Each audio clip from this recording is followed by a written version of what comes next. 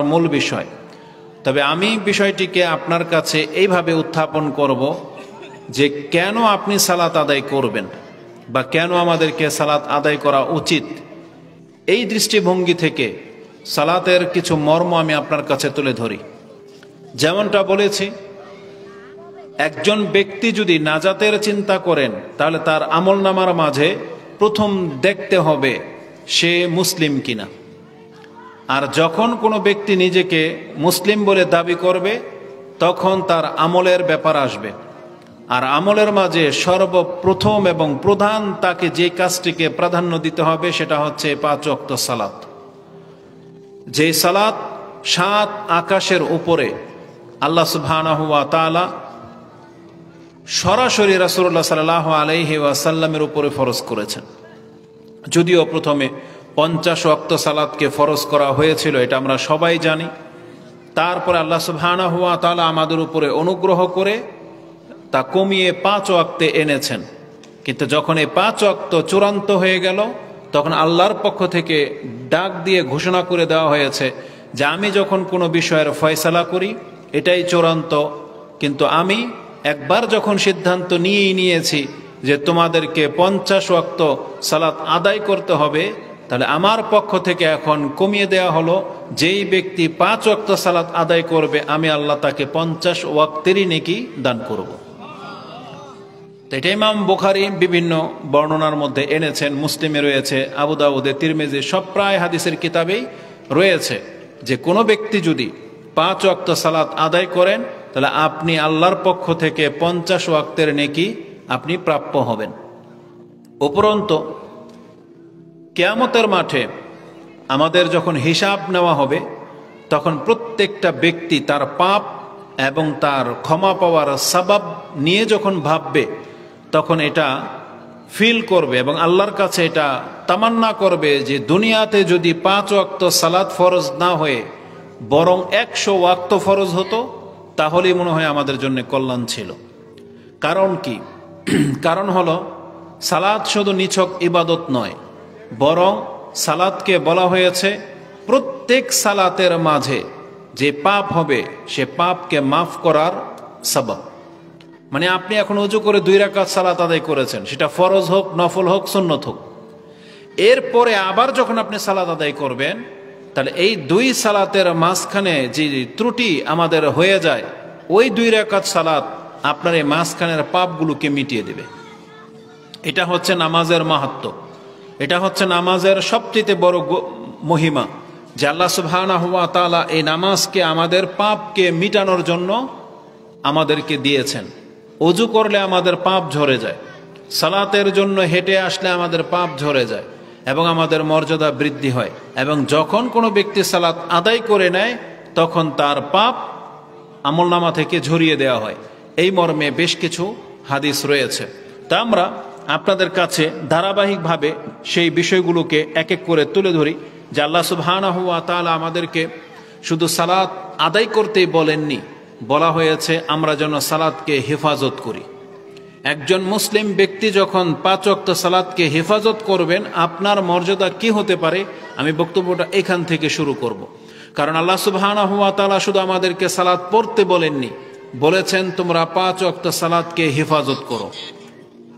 যেমনটা একটু আগে সে আয়াতটা আমি তেলাওয়াত করেছি, কোরআনে সূরা বাকারা 2 নম্বর সূরার 238 নম্বর আয়াতে আপনি এই আয়াতটি পেয়ে যাবেন, যেখানে আল্লাহ সুবহানাহু ওয়া তাআলা বলেছেন হাফিজু আলাস সালাওয়াত ওয়াস সালাতিল উস্তা ওয়া কুমু লিল্লাহি কানিতিন, তোমরা তোমাদের নামাজগুলোকে হেফাজত করো, বিশেষ করে মধ্যাহ্নের নামাজ, মধ্যাহ্নের সালাত।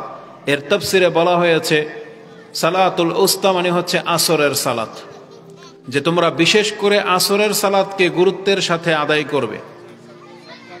অবশ্যই 5 ওয়াক্ত সালাতের মাঝে সবচেয়ে অবহেলিত সালাত আমাদের কাছে ফজরের সালাত এবং এই আসরের সালাত, যে সময়টা হচ্ছে গাফিলতির সময়। অধিকাংশ নামাজি দেখা যায় যে এই ওয়াক্তের নামাজগুলো উপস্থিত হতে পারে না এবং এগুলোই হেলায় তার পার হয়ে চলে যায়, যার জন্য আল্লাহ সুবহানাহু ওয়া তাআলা বিশেষ করে এখানে আসরের সালাত হেফাজতের কথা উল্লেখ করেছেন।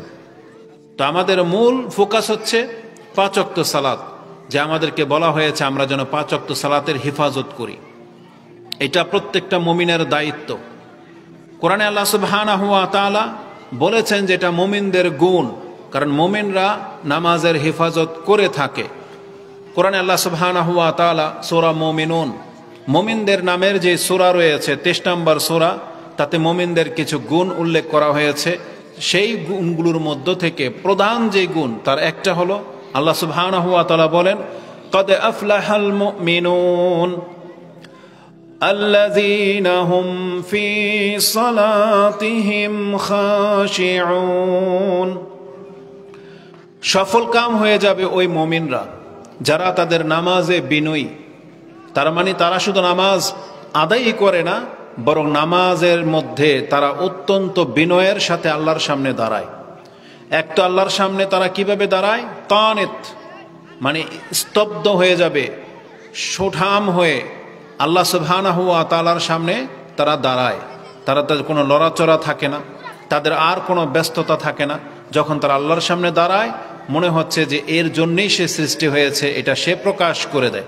এই জন্য আল্লাহ সুবহানাহু ওয়া তাআলা বলেছেন, ওয়াকুমু লিল্লাহি কানিতিন, তোমরা আল্লাহর সামনে কানিত মানে নিরবিচ্ছিন্নভাবে তোমরা দাঁড়িয়ে থাকো এবং নড়াচড়া কথাবার্তা সব কিছু ত্যাগ করে দিয়ে আমরা বিনয়ের সাথে আল্লাহ সুবহানাহু ওয়া তাআলার সামনে দাঁড়ানোর আদেশ প্রাপ্ত হয়েছি। ওই আয়াতেও রয়েছে এবং সূরা মুমিনুনের মধ্যে রয়েছে যে আল্লাযীনা হুম ফি সালাতিহিম খাশিউন, তারা তাদের নামাজে বিনয়ী ভীতির সাথে তারা আল্লাহর সামনে দাঁড়ায়। এটা হচ্ছে তাদের প্রথম গুণ।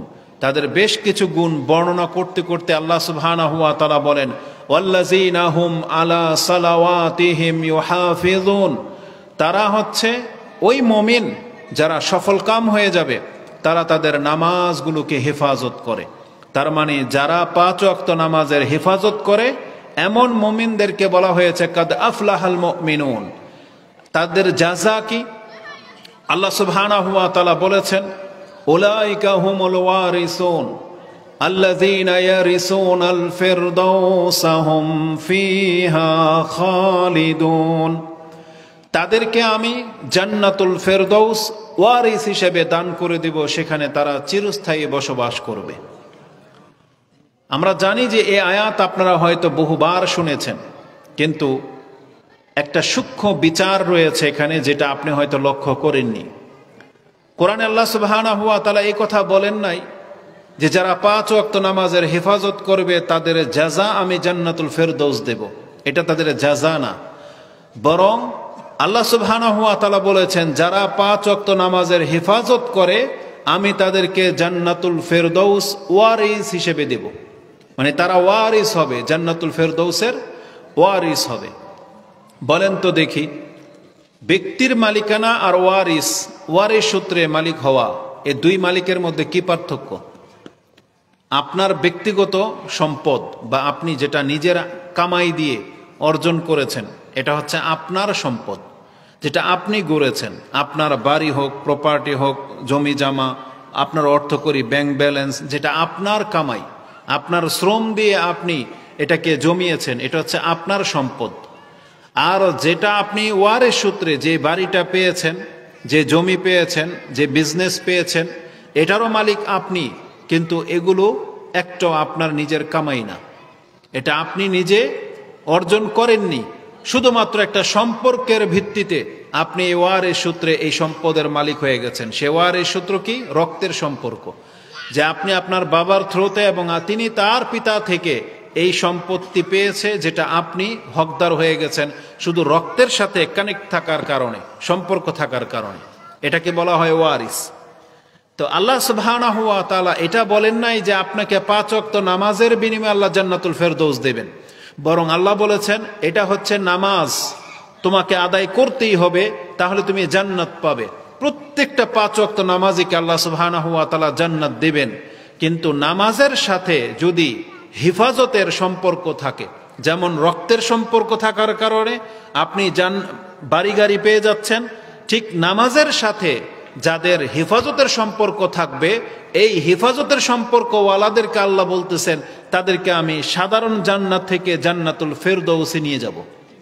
এটা হচ্ছে ওয়ারিস, মানে ওটা আপনার হাতের কামাই না। মানে এই নামাজ পড়ে আমরা যে নামাজি, আমরা যেই চরিত্রের মুসলিম, এটা দিয়ে জান্নাতুল ফেরদৌস পাওয়া যাবে না। আল্লাহ যদি আমাদেরকে সাধারণ একটা জান্নাত দিয়ে দেয়, তাতে আমাদের জন্য অনেক কিছু, আল্লাহ অনেক বড় একটা অনুগ্রহ হবে যদি আল্লাহ আমাদেরকে ক্ষমা করে জান্নাত দিয়ে দেয়। কিন্তু আল্লাহ সুবহানাহু ওয়া তাআলা বলেছেন, যারা 5 ওয়াক্ত নামাজের হেফাজতকারী, আমি তাদেরকে জান্নাতুল ফেরদৌসের ওয়ারিস বানিয়ে দেব।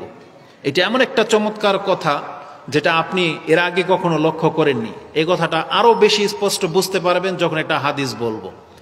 ইমাম ইবনে মাজাহ তিনি তার কিতাবের সর্বশেষ হাদিস, এটা সর্বশেষ হাদিস, এটা এইভাবে বললাম এই জন্য যাতে আপনার মনে থাকতে সহজ হয়। হাদিস নাম্বার হচ্ছে 4341 নাম্বার হাদিস। এটা হচ্ছে ইবনে মাজার সর্বশেষ হাদিস। তাতে রাসূলুল্লাহ সাল্লাল্লাহু আলাইহি ওয়াসাল্লাম থেকে বর্ণনা করা হয়েছে যে মা মিনকুম মিন আহাদিন ইল্লা লাহু মানজিলান, মানজিলুন ফিল জান্নাহ ওয়া মানজিলুন ফিন নার, ফাইজা মাতা ফাদাখালান নার ওয়ারিসা আহলুল জান্নাতি মানজিলাহু।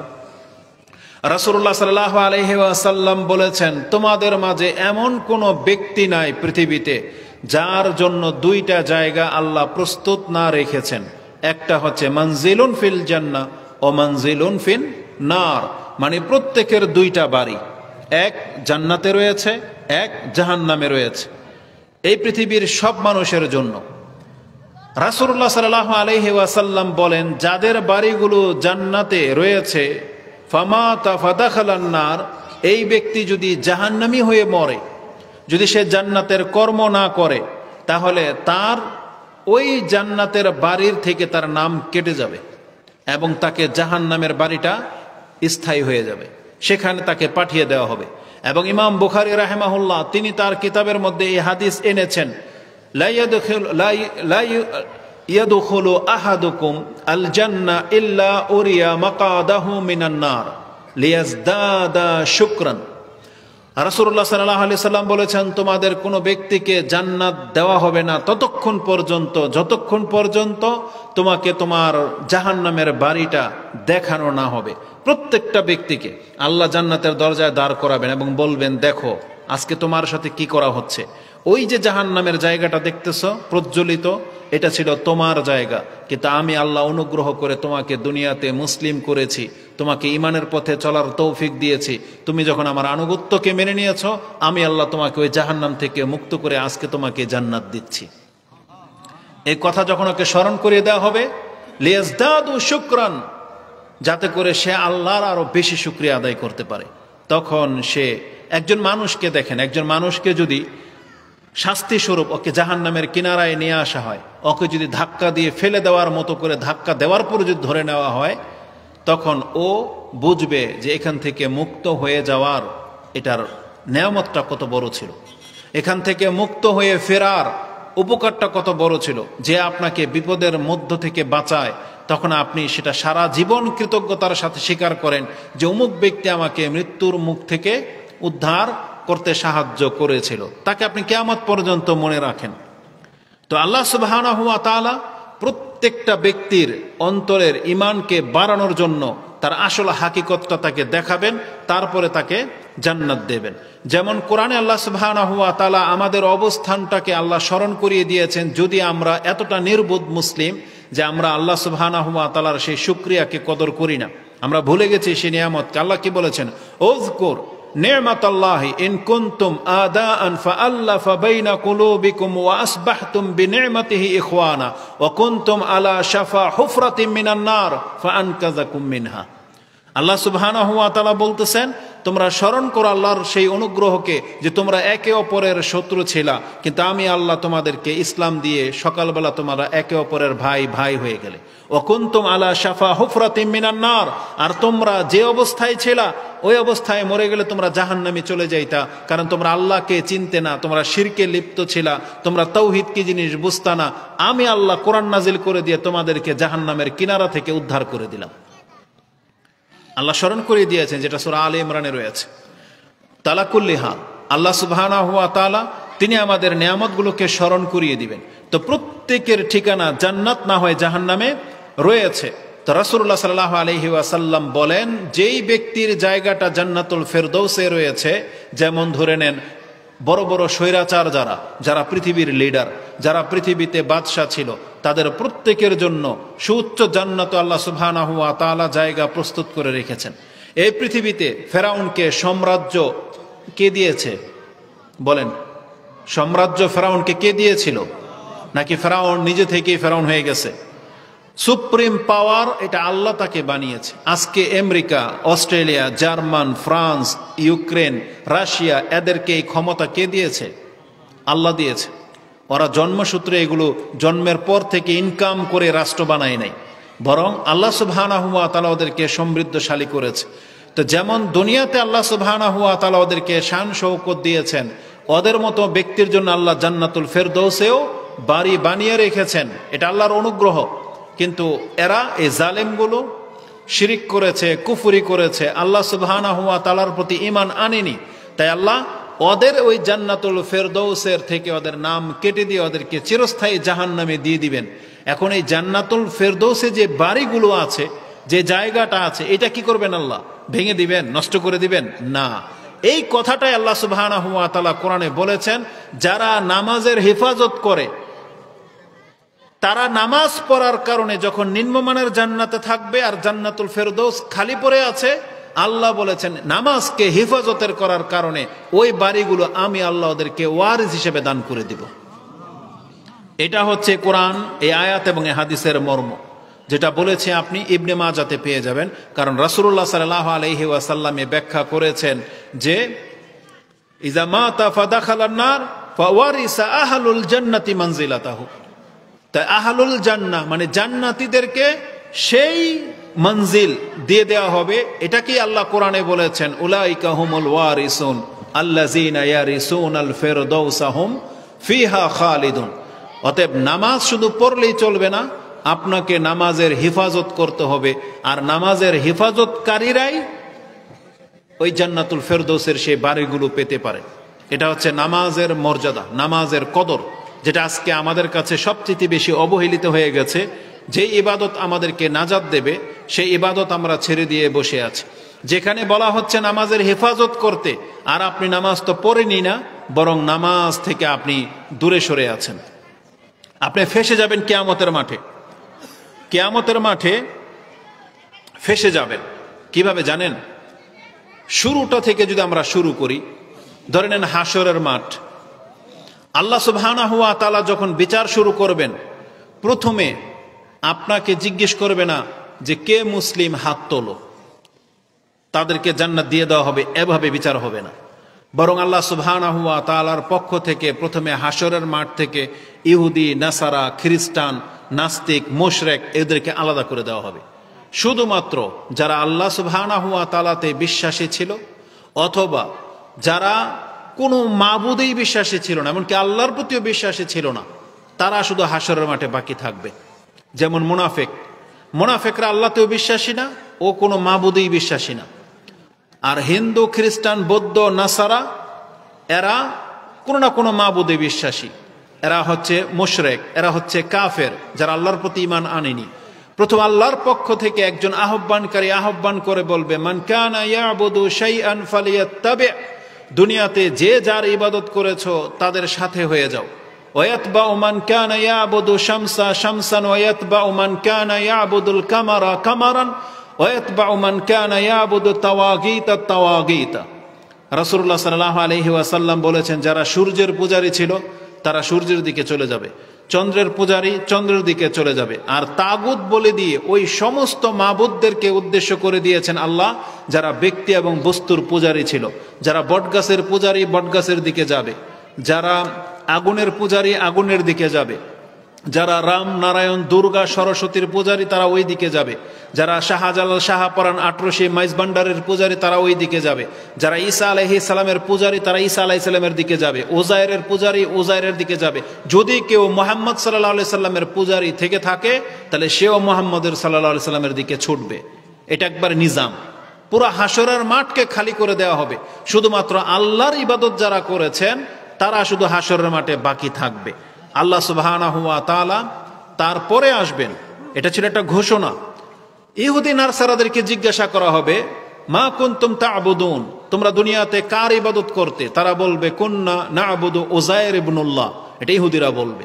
খ্রিস্টান বলবে, কুনতু না'বুদু মাসীহা ঈসা মাসীহ ইবনে ঈসা মাসীহ ইবনে ঈসা মাসীহ ইবনুল্লাহ। তারা বলবে, আমরা আল্লাহর পুত্র মাসীহ ইবাদত করতাম। ফেরেশতারা বলবে, কাযাবতুম মাত্তাখাযাল্লাহু সাহিবাতান ওয়ালা ওয়ালাদিন। আল্লাহ সুবহানাহু ওয়া তাআলা তো কোনো সঙ্গী গ্রহণ করেন নাই, তার সন্তান কোত্থেকে আসবে? তোমরা মিথ্যুক। তখন তারা বলবে, তোমরা কি চাও? তাদেরকে বলা হবে, তোমরা কি চাও? তারা বলবে, আতিশনা ইয়া রাব্বানা ফাআসকিনা, আমরা পিপাসার্ত, আল্লাহ আমাদেরকে পানি পান করান। ওয়ুশারু ইলান নার, তাদেরকে আগুনের দিকে ইশারা করে দেওয়া হবে এবং তারা দেখতে পারবে সেখানে টলমল করতেছে পানি মরিচিকার মতো। তারা মনে করবে যে আমরা তাহলে ভালো কাজ করেছি, আজকে হয়তো আমরা ঈসা আল্লাহর পুত্র মেনে যে ইবাদত করেছি, যার ফলে হয়তো আজকে আমরা নাজাত পেয়ে গেলাম। এই কথা বলে বা এটা ধারণা করে তারা সেই পানির দিকে দৌড় দিবে এবং সবাই ইল্লা ইউসাকাতুনা ফিন্নার, রাসূল বলেছেন তারা সবাই দলে দলে গিয়ে জাহান্নামে পতিত হবে। সেটা মূলত পানি ছিল না, সেটা লেলিহান আগুন। এত উত্তপ্ত করার পরে এটা টকবক করতেছে, মানে ঢেউ খেলতেছে তরল পদার্থের মতো। সেই জাহান্নামে গিয়ে তারা পতিত হবে। তার মানে ইহুদি, খ্রিস্টান, হিন্দু, বৌদ্ধদের কোনো বিচার নাই, ওদের কোনো হিসাব নাই যে কি তারা ইবাদত জমা করেছে, ভালো না মন্দ, কোনো বিচার নাই। এটার কোনো হিসাবই হবে না। বিনা হিসাবে এদেরকে জাহান্নামে এদের মাবুদদের সাথে পাঠিয়ে দেওয়া হবে। যারা ইঁদুর, বাদর, পাথর, এমনকি লিঙ্গকে পর্যন্ত ছাড়ে নাই, এদেরকে সহ তারা জাহান্নামে পতিত হবে। যেমনটা আল্লাহ সুবহানাহু ওয়া তাআলা সূরা বাকারাতে বলেছেন যে সেখানে পাথর এবং মানুষ হবে জ্বালানি। আল্লাহ বলেছেন তোমরা সে আগুন থেকে বাঁচো, যে আগুনের জ্বালানি হবে পাথর এবং মানুষ, ওই পাথরগুলো যেগুলোর ইবাদত তারা করত। আল্লাহ সুবহানাহু ওয়া তাআলা এদেরকে সরিয়ে দিবেন, শুধু বাকি থাকবে ওয়ায়াবকা হাযিহিল উম্মাহ ফিহা মুনাফিকুহা। রাসূল বলেছেন কেবল আমার উম্মত বাকি থাকবে আর তাদের মাঝে মুনাফিকরাও মিশে থাকবে। কারণ মুনাফিকরা বটগাছের পূজা করে নাই, ইঁদুর বাদর পাথরের পূজা করে নাই। কারণ মুনাফিকরা মুখে বলতো আল্লাহর ইবাদত করে, কিন্তু অন্তর থেকে আল্লাহকে মেনে নেয় নাই। শুধু তারা বাকি থাকবে। ফায়াতিহুমুল্লাহু ফি সূরাতিল্লাতি গায়রি সূরাতিল্লাতি ইয়ারিফুনাহু। আল্লাহ তার বর্ণনা যেভাবে কোরআন হাদিসে দিয়েছেন ওই আকৃতিতে আল্লাহ আসবেন না। আল্লাহ ভিন্ন একটা চেহারা নিয়ে আসবেন এবং আল্লাহর পরিচয় দিবেন, বলবেন আনা রাব্বুকুম, আমি তোমাদের রব। তখন এই মুনাফিকরা দুনিয়াতে যেমন চালাকি করত, মুসলিমদেরকে বুঝাইতো আমি এক নাম্বার মুসলিম, ঠিক আল্লাহ সুবহানাহু ওয়া তাআলার সামনেও তারা এই বাহানাটা করবে। তারা মনে করবে যে আজকেই সুযোগ, তারা ওই যে নকল আল্লাহ বা নকল রূপ নিয়ে যে আল্লাহ আসবেন তার অনুসরণ করবে, এদেরকে নিয়ে জাহান্নামে ফেলে দেওয়া হবে। শুধু মুসলিমরা বাকি থাকবে হাসরের মাঠে। সেখানে বাররিন ও ফাজিরিন, সৎ লোকেরা থাকবে, অসৎ লোকেরা থাকবে, কিন্তু মুসলিম যারা একমাত্র আল্লাহর প্রতি ঈমান এনেছিল তাদের কাছে আল্লাহ সুবহানাহু ওয়া তাআলা বলবেন, তোমরা কেন অপেক্ষমান? সব জাতি তো তাদের মাবুদদের সাথে চলে গেছে। তখন মুসলিমরা বলবে, হাযা মাকানুনা হাত্তা ইয়াতিয়া রাব্বুনা, আমাদের রব না আসা পর্যন্ত এই হাসরের মাঠ থেকে আমরা হিলব না। ফাইজা আতানা রাব্বুনা ফাআরাফনাহু, আমাদের রব যখন আসবে আমরা তাকে চিনতে পারবো। মুসলিমের বর্ণনায় রয়েছে, হাল বাইনাকুম ওয়া বাইনাহু আয়াতুন তারিফুনাহু, তোমাদের মাঝে তোমাদের রবের মাঝে এমন কোন নিদর্শন আছে কি যা দেখলে তোমরা তাকে চিনতে পারবে? তখন বলবে নাম।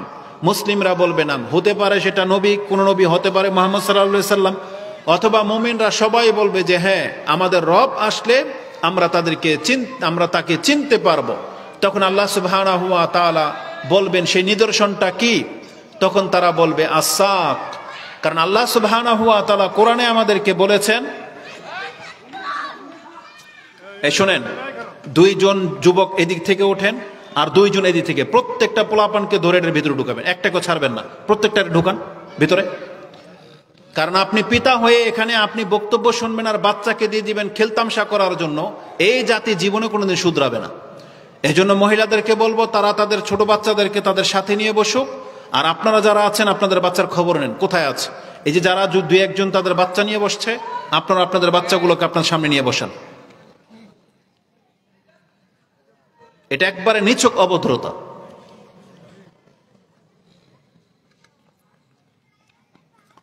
আল্লাহ সুবহানাহু ওয়া তাআলা তিনি যখন বলবেন যে কোনো নিদর্শন আছে, তখন মুমিনরা বলবে হ্যাঁ আস-সাক, কারণ কোরআনে আল্লাহ সুবহানাহু ওয়া তাআলা আমাদেরকে জানিয়েছেন, যেটা আপনি সূরা কলম নুন ওয়াল কলামি ওয়া মা ইয়াসতুরুন, এটা সূরা হচ্ছে সূরা মুলকের 68 নম্বর সূরা, তার 40 নম্বর পর থেকে আপনি দেখেন, সেখানে আপনি পেয়ে যাবেন আল্লাহ বলেছেন ইয়াউমা ইউকশাফু আন সাক ওয়া ইউদআউনা ইলা সুজুদি ফালা ইয়াস্তাতিউন। আল্লাহ বলেছেন কিয়ামতের মাঠে আমি আমার পায়ের গোছাকে উন্মুক্ত করব এবং তাদেরকে সেজদা করার জন্য আমার কাছে ডাকবো। ফালা ইয়াস্তাতিউন, বহু মানুষ সেখানে সেজদা করতে পারবে না। কারা তারা? এই ঘটনাটাই ঘটবে হাসরের ময়দানে। আল্লাহ সুবহানাহু ওয়া তাআলা বলবেন হ্যাঁ আমি এটা বলেছি। তখন আল্লাহ সুবহানাহু ওয়া তাআলা সর্বপ্রথম তার পায়ের গোছাকে উন্মুক্ত করবেন। আপনারা বিষয়টাকে ভালো করে লক্ষ্য করেন। হাসরের মাঠে এখন আল্লাহর সামনে যারা আছে, তারা নিঃসন্দেহে নিজেদেরকে মুসলিম দাবি করত, তারা মুনাফিক ছিল না। কারণ মুনাফিকরা ওই যে ভিন্ন আল্লাহর চেহারা দেখে চলে গেছে, এদেরকে নিয়ে জাহান্নামে অলরেডি ব্যবস্থা করে দেওয়া হয়েছে। এই জন্য আল্লাহ সুবহানাহু ওয়া তাআলা এদের সাথে এই কৌশল করবেন। যেহেতু দুনিয়াতে আর আল্লাহকে ধোঁকা দিয়েছিল, আল্লাহ কি বলেছেন কোরআনে সূরা বাকারাতে আছে, প্রথম দিকে আছে যে আল্লাহ কিয়ামতের মাঠে এদেরকে ধোঁকা দিয়ে দিবেন। এই জন্য ভিন্ন একটা আকৃতি নিয়ে এসে মুনাফিকদেরকে হাসরের মাঠ থেকে সরিয়ে ফেলা হবে। এখন হাসরের মাঠে যারা আছে তারা হচ্ছে এমন মুসলিম যারা প্রকৃত অর্থে মুসলিমই ছিল, এবং আছে পাপীরা যারা এখন আল্লাহর জন্য অপেক্ষমান। আর আল্লাহ সুবহানাহু ওয়া তাআলা এসে প্রথম তার চেহারা দেখাবে না। এটা কেন করবেন? এটা আজকের এখান থেকে যদি কোনো ব্যক্তি বেনামাজি থেকে থাকেন, আপনি এখান থেকে শিক্ষাটা নিয়ে নেন। আপনি এত বড় হতভাগা, আপনি তো জাহান্নামে জ্বলবেন, তো জ্বলবেনই, আপনি আপনার রবের চেহারাটা পর্যন্ত দেখার নসিব আপনার হবে না।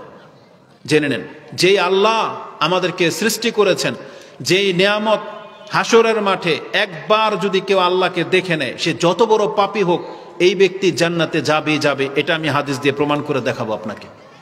মানে একজন ব্যক্তি যত বড় পাপী হোক, তারপরও যদি সে আল্লাহকে দেখতে সক্ষম হয়ে যায় হাসরের মাঠে, যে আল্লাহকে যদি তার চোখে দেখতে পারে, এই ব্যক্তির যত বড় পাপ হয়ে যাক না কেন, কারণ একটু পরেই জাহান্নামের পুল সিরাতের উপর দিয়ে তাকে পার হতে হবে, সে জাহান্নামে পতিত হবে। কিন্তু আল্লাহকে দেখে নিলে এই ব্যক্তি হামাগুড়ি দিয়ে হলেও জাহান্নাম পার হয়ে চলে যাবে। সেটা আমি আপনাকে দেখাবো। আর আল্লাহ সুবহানাহু ওয়া তাআলা কাদেরকে দেখা দিবেন না, এই হাদিসের মধ্যে সেটা আছে। এই হাদিসটি কিন্তু অনেক লম্বা বড়, আছে কোথায়? বুখারী এবং মুসলিমে যে হাদিসটা আমি আপনার কাছে এখন কোট করতেছি, এটা ঈমানের অধ্যায়ের 80, 81, 83 এবং 84 চারটা অধ্যায় রয়েছে। হাদিস নাম্বার হচ্ছে 340, 41, 42, 43। এটা 343 নম্বরে আপনি এই বিশদ এই বর্ণনা পেয়ে যাবেন।